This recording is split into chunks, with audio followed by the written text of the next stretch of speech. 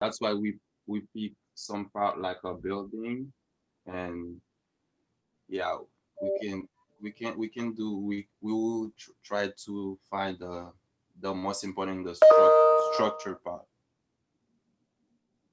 Okay. Yeah, I also agree with that, and that uh, kind of just going off of what we did, um, where there was a focus on, let's say, civil or structure or architectural, and seeing what issues in these specific categories we can find, and then go from there.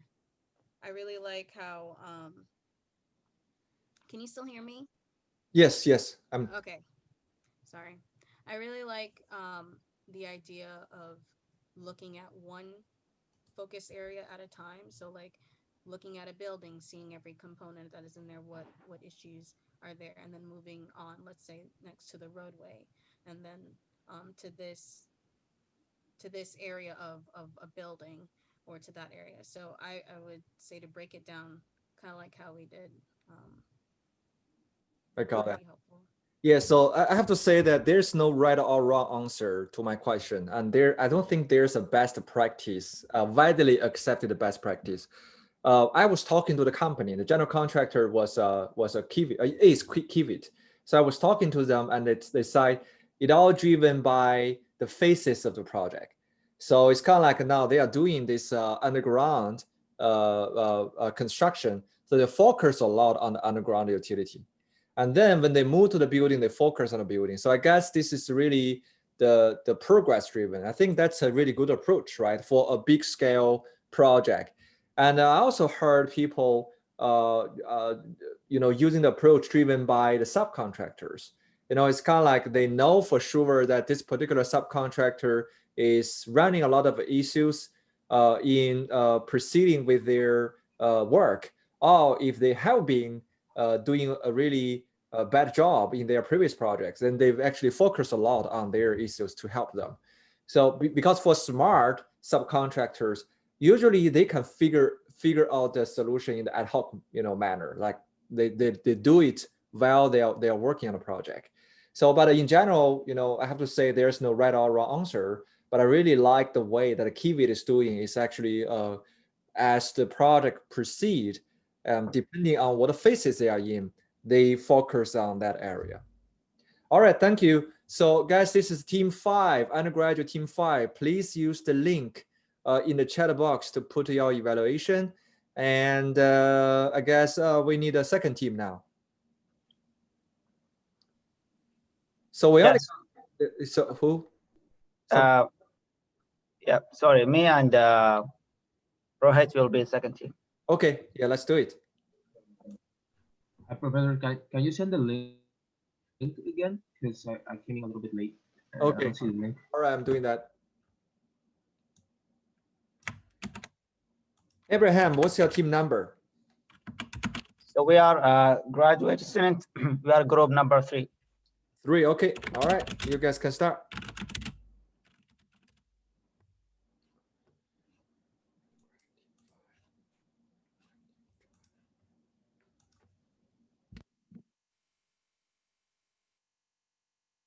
Okay. So me and Rohit, we have came up with this clash detection, and we're gonna present from the same Naviswork.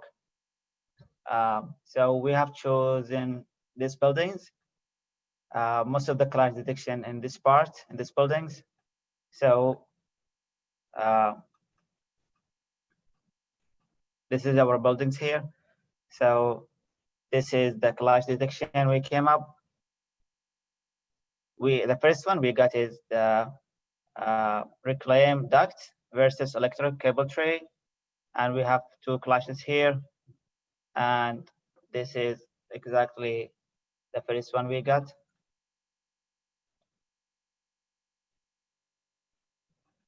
It's actually one in this side, and the other one is in this side here.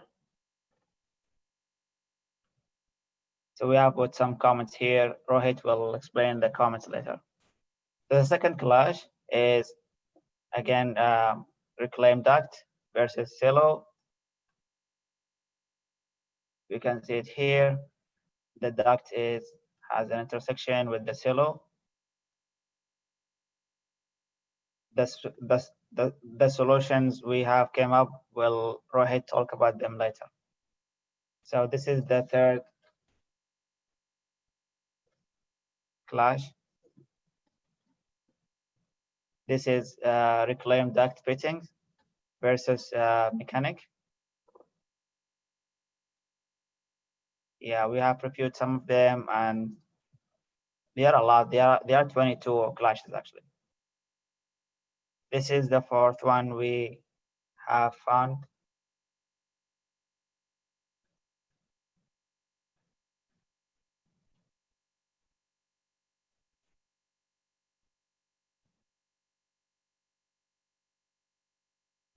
The file is huge actually. So yeah, this is the fourth one we can. It's between mechanic equipment versus elevation.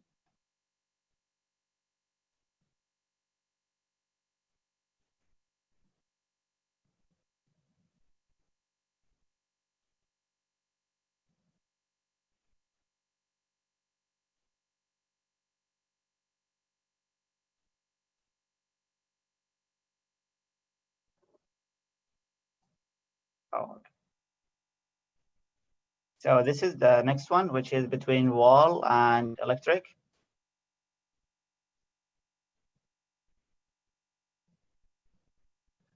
It's exactly here.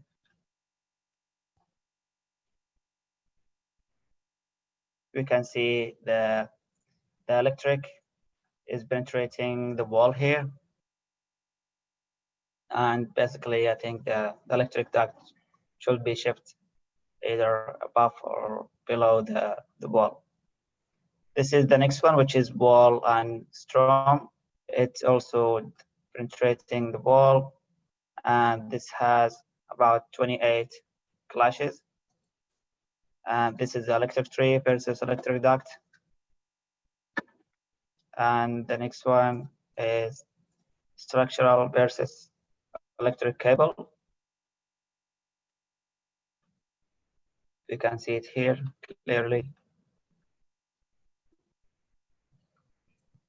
And the next one is mechanic versus electrical light. We can see it here. And lastly, we found 205 clashes in wall versus grading. You can see it here clearly, like they are not in the same level.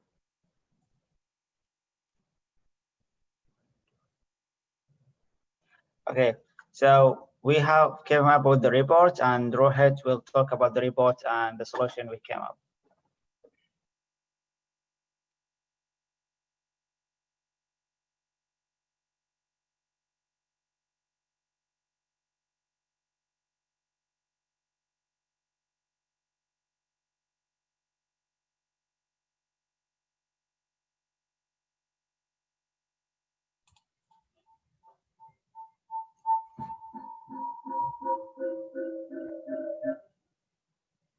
Can everyone hear me? Yes, I can hear you. So basically, this is what our clashes look like, as Ibrahim showed. These are the snapshots of our clashes.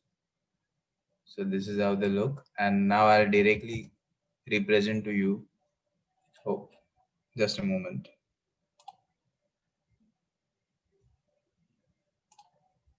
Okay. So these are the snapshots of. Can you guys see snapshots of our clashes? No, what I'm seeing is the Navisworks. Okay, I got it. Let me share this. Now? Okay, so these are the few snapshots which we have taken. This is what our report generated. So now I'll directly explain you the report which we have got and what solution we have to put a cave for it.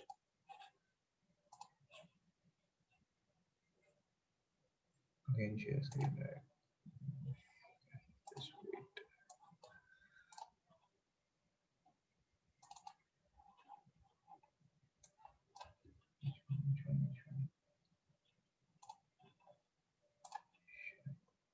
Okay. So as Ibrahim said, the first clash which we get, it was for a duct which was present in reclaim, and it was against this electric cable tray, as you can see in the image.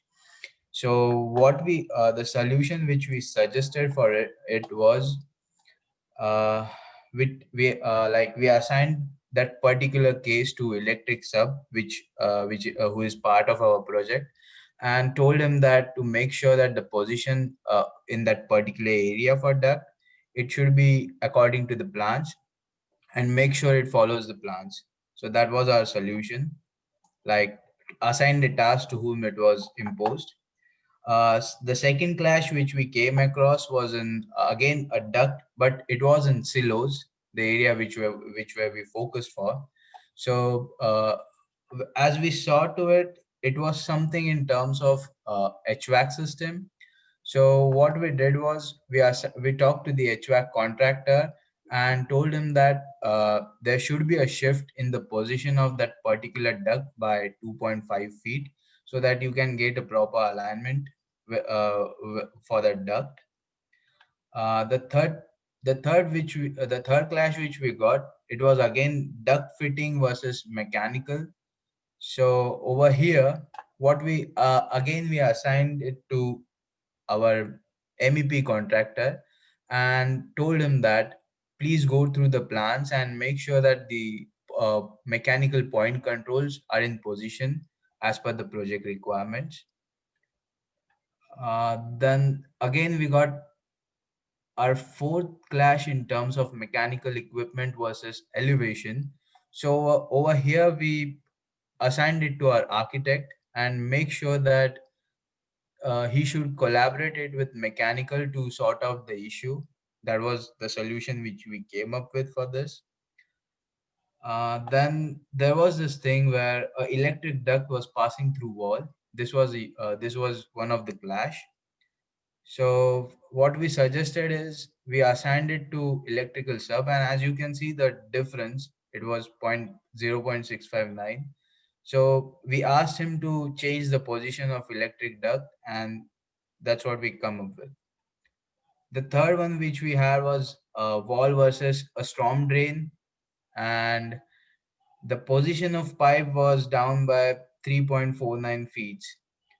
So we suggested the piping sub to make sure that the position is changed and it's it's shown as per the drawing requirements. So that's what we came up with.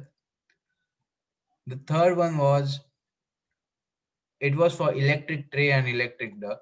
So the difference it was getting, it was about 0.017 inches. So what we suggested was to please go through the plans, but here we made a special comment on this particular clash, that there is only one clash identified for this particular scope, and made sure that once they reread the drawings and fix it, make sure that there are no further clashes coming up. Like sometimes it occurs, like if you fix one clash, suddenly there occurs some other clashes. So we just made sure that these clashes are fixed. Later, we had this clash in terms of water versus electric duct, and it was again the distance was 0.127 inches.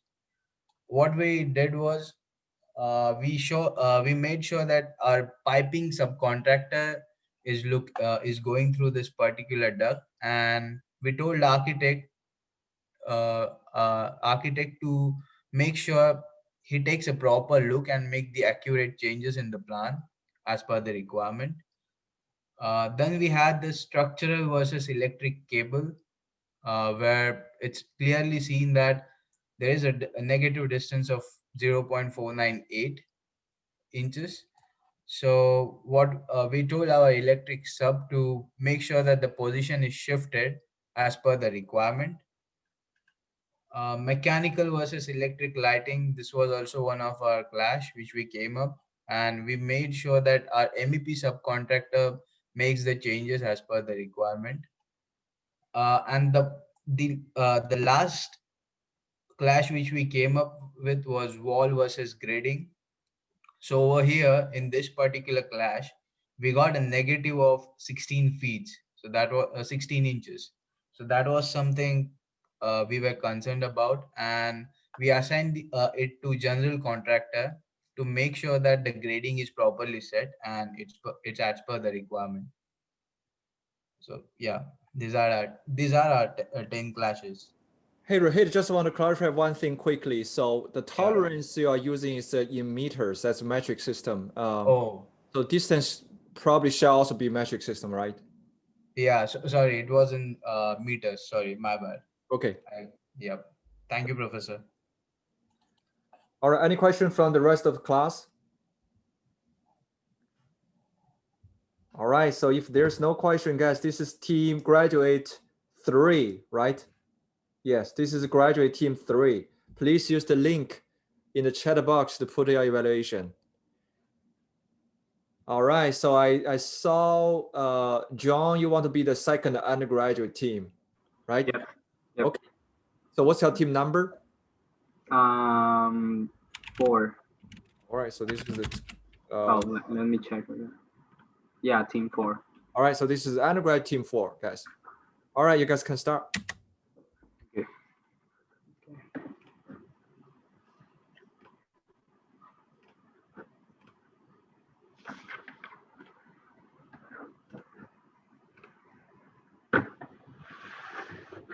Okay.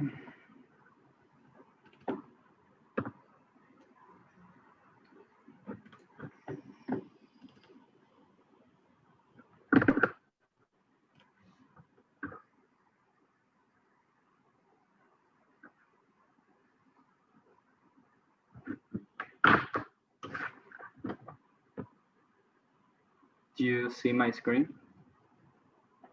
Yes. Okay. Thank you. Loading. Okay. So hi everybody. We are team 4. So yeah. Okay. So okay, we're team 4, and we're gonna present this project on how we use Naviswork for this 3D model. Since it's a really huge model and really big project, what we first did was, okay, let's see where we want to find the clashes, because we realized that if we just like run the clash detection and with any part of the model, it could be like 100 or 1,000 clashes, different clashes.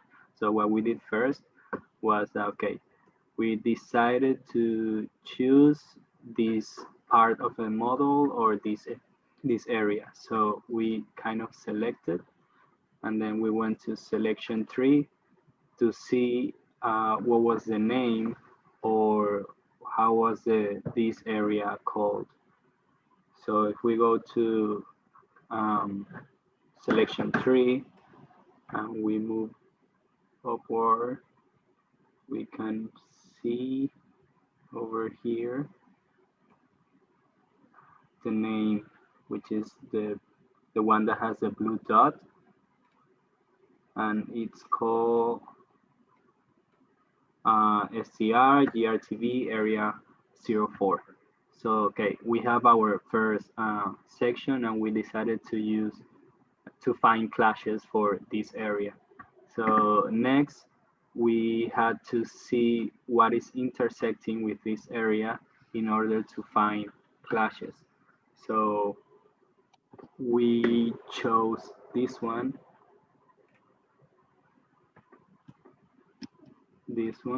So we want to see how that section or how that area is called. So we do the same. We go to selection tree, and it says the name here, transfer to scale. So after that, once we know the names of the areas that we want to intersect for the clashes, we create a test doing add test. We create a test, and then we chose the two sections, which is the area 4 for the section A, and the transfer to scale for the other section, which is this one. Let me see. Okay, which is this one. Okay, area 4 is scale center. So here is our first clash that we detected. We marked it as active, and we assign it to one of the team member. And then, as you can see, the problem here is that there is no hole on the wall for the belt to go through. So this is identified as our first clash. Give me a moment to open my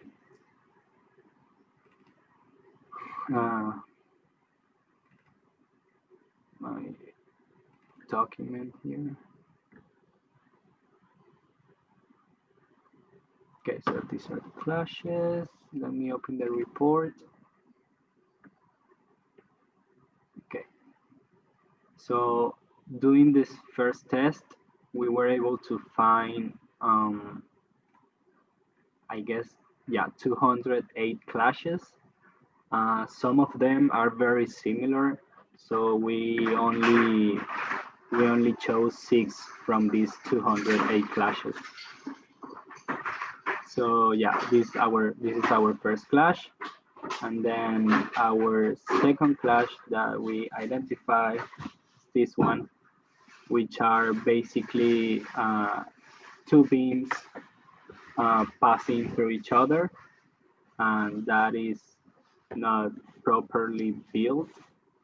So for our solution, we did cut the smaller beam and then connect them together using bolts or a gusset plate or by welding them. So that would be our solution for this small problem. Then in this same test, we have this clash. We identify this item as the engine of the belt. So for this clash, it was this one actually, the third one. As you can see, there is a beam passing through the engine. So yeah, beam passing through the mechanical part of the belt engine, and the solution will be move the engine higher so that it gets supported by the beam or by the platform that is located around here. And then we have the same, or kind of a similar issue, which is the same mechanical part that is intersecting the platform. So for this problem, we said that we can either move the engine higher so that the platform supports it, or we can make the hole on the platform bigger. So we have a couple of solutions for it. And then in this same test, we have this clash that we identified as the footing on the structural column do not have holes for the bolts to go down through the foundation. So in this same test, as you can see, there's so many bolts on the footing. So clash 20, 21, 22, 23, almost all the 200 clashes on this test is the same issue, the same problem. So in this case, we just decided to move forward and create a new test. Now, my partner is gonna take the presentation for me. Okay.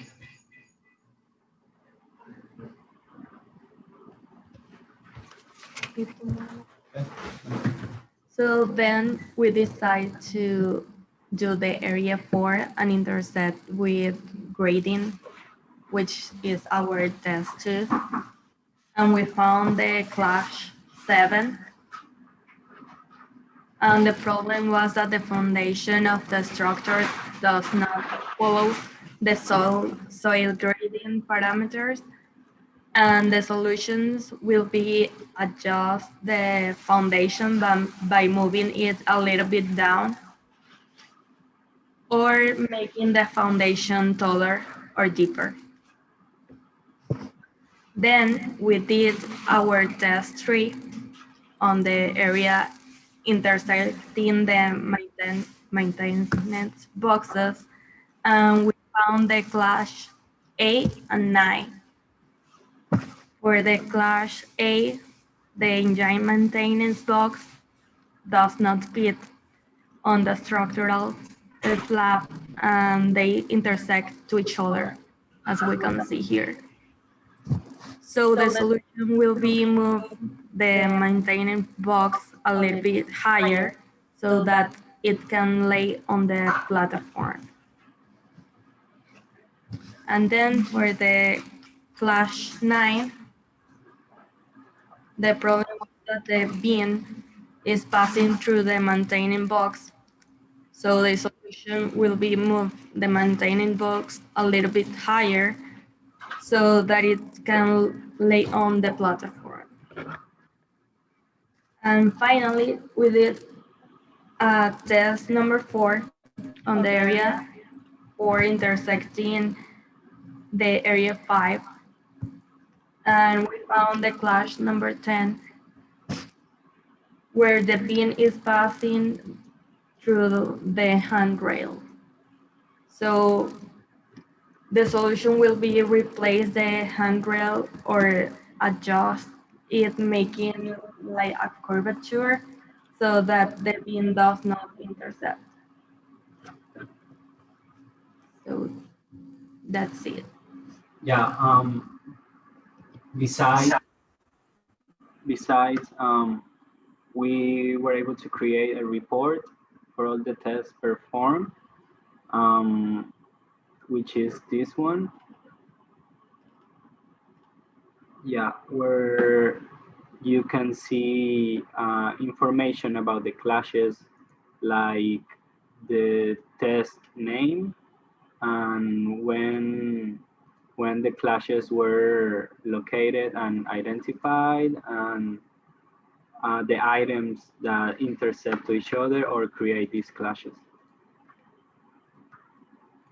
And we also were able to assign each clash to anyone from the team.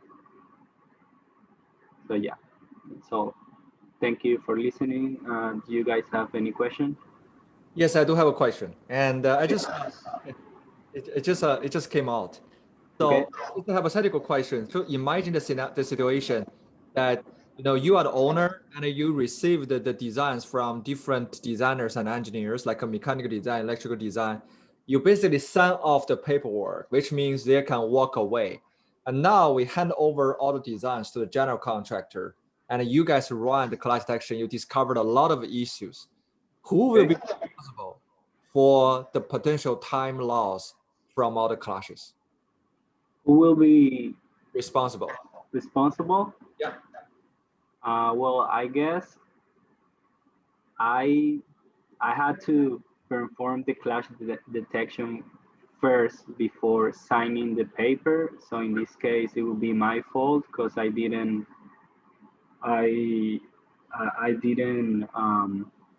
see all the clashes, or I didn't hire somebody to perform this clash detection process. So here's the thing. Usually the clash detection are run by general contractors after the design is done. And the reason that general contractors are doing this clash detection is to make sure the construction wouldn't run into any issues. But definitely that means additional efforts, additional energy. And I think general contractors want to do that because it's to avoid any potential financial loss, you know, in the middle of construction. But think about that, somebody is still going to pay all the time and effort put into this clash detection analysis and also potential change orders. So I'm asking this question, but I don't have an answer. I'm just throwing this question to you guys and for you guys to think about. Well, I guess I said the client is, the client is losing money, or in this case, the client will have to pay more to the contractor to solve the issues on the models, on the plans, I guess. Yeah, I agree with you. The owner might need to pay.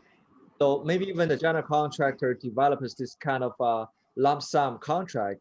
Maybe they can include something called a pre-construction service into their contract, showing that we are doing this is not only for us, but also for saving you money. Yeah, because I'm very sure that the general contractor won't do that for free. They would do a change of order, and that will affect the client. Yeah, you know what? This is an interesting question. I would definitely ask my connections in the industry next time.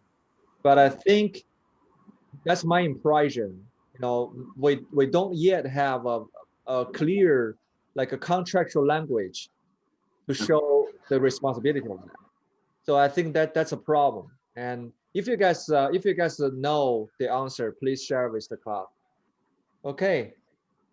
So this is you guys are undergraduate team. Let me check. You guys are undergraduate team 4. All right. Thank you. Thank you. Have a good day. Thank you. So which team will be the next? Ours. So it will be the grad team 2. Okay. All right. You guys can start.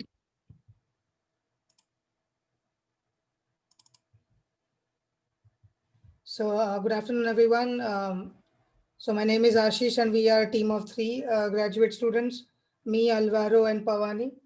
And hold on, are you team graduate team 3 or team 2? Team 2. Team 2, graduate team 2. Okay. Yeah. So I'm going to present 3 We're classes. team 1. Sorry to interrupt. I think we're team 1. Ashish. We don't have anybody for team 1. Yeah, in the Excel file it is written 2, so it's fine. 1 or 2 is anything is fine. So the first class I'm gonna mention is that I compared the grain tower equipment and the structural on area 13, and I'll show you the Naviswork as well. So my first class was the equipment and the metal deck had a clash because they did not have a specific cutout for the metal deck for the equipment to go through and the staircase to plan out. So this is a problem, and the solution was to like reposition the equipment or have a cutout of the metal deck, but also to calculate the structural loads on that specific metal deck so that the equipment can be protruded through itself. Now, but before that, let me just share the Naviswork file.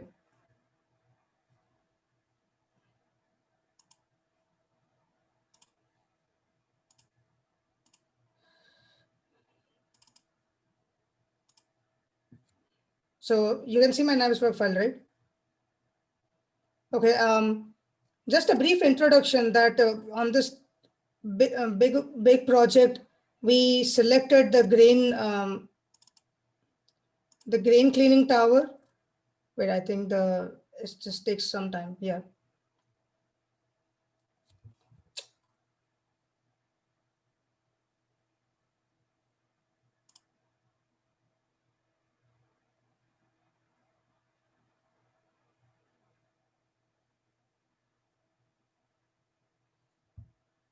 I think it's a very heavy file. That's why it takes some time to. So we selected the area 13 and the grain cleaning tower. So what I did is I wanted to compare the clashes between the grain cleaning tower and the area 13, and for the scale tower to distributor. Now in that we had like rules like hard type and 0.001 meters tolerance. So this is the area 13 and the grain cleaning tower. Now I showed you the first clash. This is the second clash that I'm going to show it to you. Now this is the second clash that the riveting and the connections between the structural systems.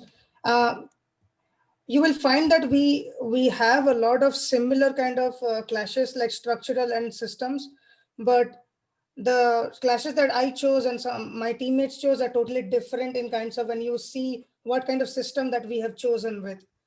And this is a riveting, the nails are there. So this is a kind of clash with the metal beam and the solid steel. And now this is an issue which comes up very regularly on whatever clashes out of 887 on area like deck number 69. That means they have to reposition the beam, or else they need to select a different kind of connection, or the length has to be reduced. And once the alteration is changed for these kind of beams, the load calculation has to be done again. Otherwise, I can recommend the changing of the dimensions of the beam, but it can affect the loading purposes. The third kind of clashes that I did is area 13 between and the canola piece airliftings.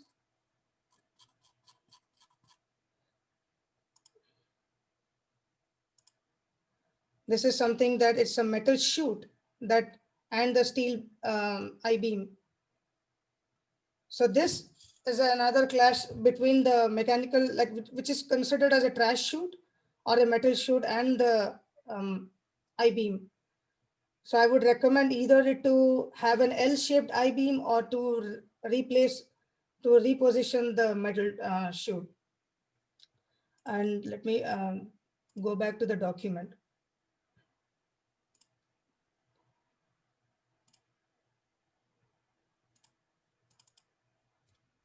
So these are the screenshots that I had for this one. I think Pavani, you can, or Alvaro, you can take away. Yes, I'll do it the next three clashes. 1 second.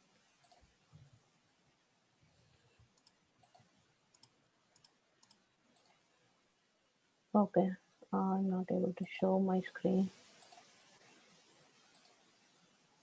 Okay, are you guys able to see my screen? Yes. So first three clashes were explained by Ashish, and the next clash number 4, is the steel beam clashing with the egress area, as you can see here.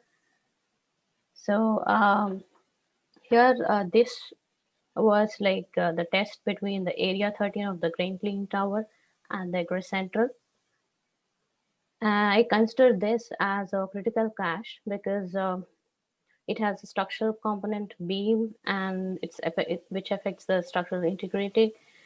And also the egress area is an important life safety design. So that's why I consider this as a critical clash. And one more thing is the egress element with this particular ID, the egress element, it has repeated multiple times in the clash report. And that is another reason I consider this as a critical clash. Coming to the solution, as egress element, this appeared multiple number of times. I think if we fix this one part, it's like fixing that multiple number of clashes at a time. So I suggest to review the design specifications of egress areas and reposition it, because it's also difficult to change the beam part, the structural part, because it's attached to the other structural components, and it will affect the integrity. So I suggest to reposition the egress area by reviewing the design specifications. These, as I said, it has appeared like multiple number of times in the clash report. That means it is clashing with other structural components at different locations. So these are the like two of the pictures I have put. This is the egress element, and at different locations, again clashing with the other steel beam, and here also it's clashing with the other component. The next clash number 5, is the steel grating, which is clashing with the canola piece con equipment. So here I ran the test again between the area 13 and canola piece equipment, con equipment. This area 13 is where all the structural part, the structural part of the area we selected, that is a grain cleaning tower. Here the image shows the equipment is like improperly installed, I can say. This is the steel grating and this is the equipment. So, and this particular equipment element ID, this has a this one has appeared already as a multiple number of times in the clash, and so I consider this as a critical clash. And my solution is to reposition the equipment, and by reviewing some specification for its installation. And here again, the steel grating is the load bearing component. So better we do the solution, I mean, reposition the equipment instead of doing some changes to the steel grating. And as I said, it also appeared, actually, I am not able to open my Naviswork right now. So I'm showing some pictures from the model. This is a canola pecan equipment and the steel grating. And yeah, as I said, it appeared like multiple number of times in the clash report. So these are the other pictures with different components. This is equipment and with the beam it's clashing with, and another one. The next clash is between the maintenance area floor, and which is clashed by the split piece zero reclaim system. So here I consider this as a critical clash because it is in respect of the safety concern. The maintenance areas are designed for safety. So I define my critical clash as like safety, and also the floor is a structural component. So my solution is to adjust the specifications of while setting the reclaim systems, because it can be set in different ways depending on the requirements. So rather than the maintenance area floor is my suggestion. So the next 4 clashes, the rest of the clashes will be explained by Alvaro, and he will conclude. Thank you. All right, let me share my screen right here. Go directly to Navisworks.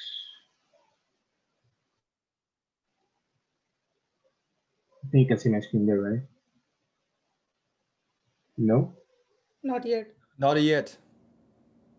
It says your screen sharing. Okay, now, yes. Oh, yes, okay. It's a little bit slow. I think my internet. So a little bit of summarizing. As Ashish was commenting, we focus in the grain cleaning building.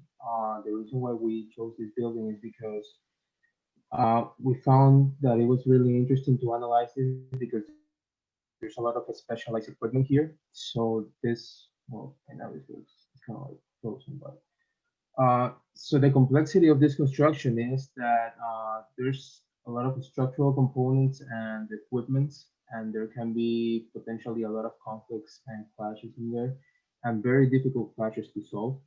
So, for example, the way we approach this is we run different systems within the building, and as BIM engineers, what we are trying to idealize here is prior constructing this, we as BIM engineers, we run the different systems that we have here against the structural components here to try to get together the vendors and the structural engineers for us to find a solution to move the beams, or uh, making sure that the slabs have the proper openings, clearances, and all that stuff. So for example, here we're seeing the serial reclaim system central. That was what I was showing you right there.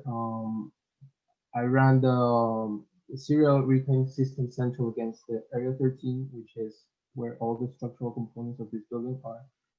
And Clash 3 is really representative of one of the major problems with this system, which is one of the duct fittings is clashing with a an I-beam, steel I-beam.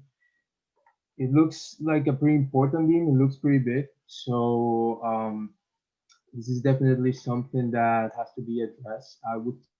We would suggest a joint meeting uh, between the structural engineers and the vendor from this serial reclaim system central, because we think it's really difficult to move the equipment because it's really big.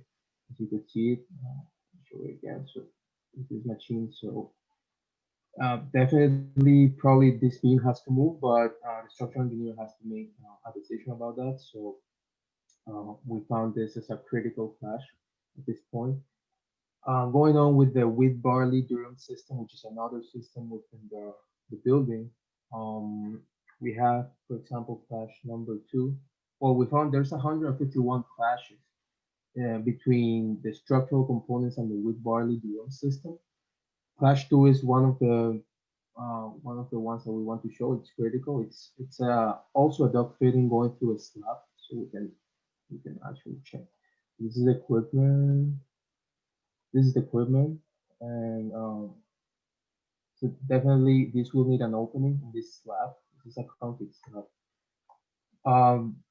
So the structural engineer should be informed that this is going through there, so that he can design this slab, the reinforcement, and an opening here for this fitting to go through there.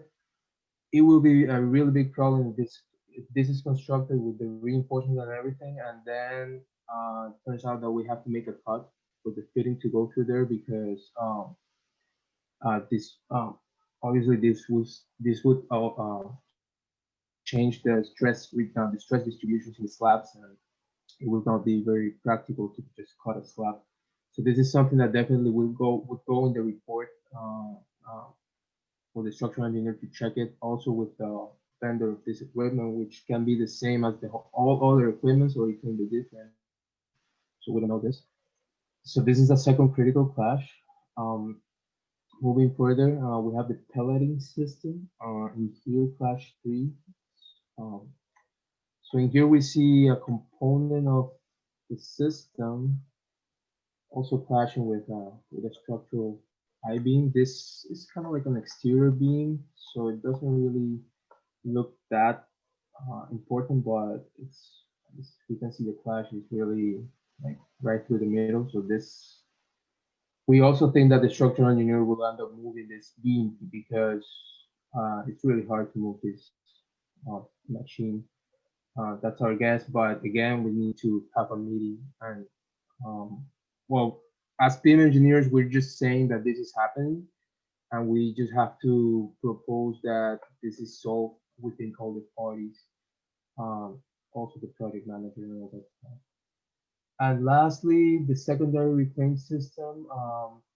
Well, you can see here there's many clashes. I'm just showing like a few that are the most critical ones. But for example, in this secondary reclaim system sample, we have 69 clashes. I'm going to show you clash number 3, which is also a clash with a slab.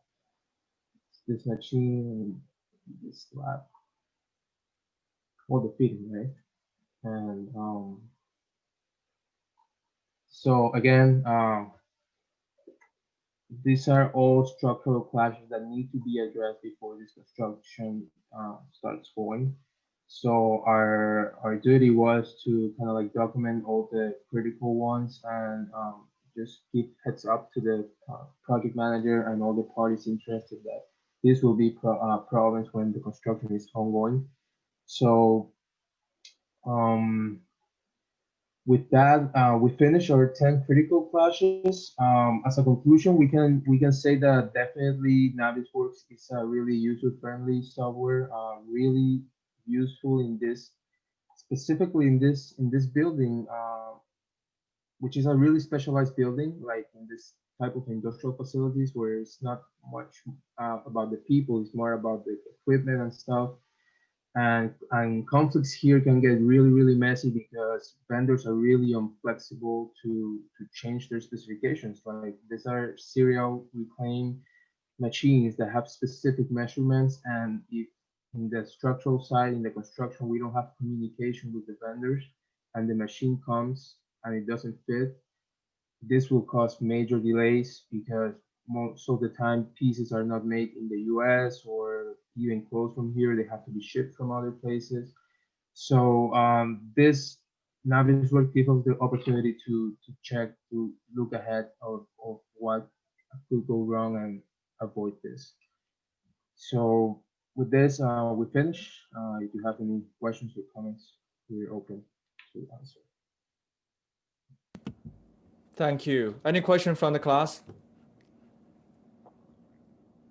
All right. So let me ask a quick question. How many teams haven't presented? My team is not presented yet. So that's one team. I as well have not presented. So we got two teams. Any more teams? Mine. So three teams. Okay. How about this? Let's take a 10-minute break and we return for the rest of the three teams. All right. So let's come back at 5:25. See you guys then. Sounds good. Yep. Okay.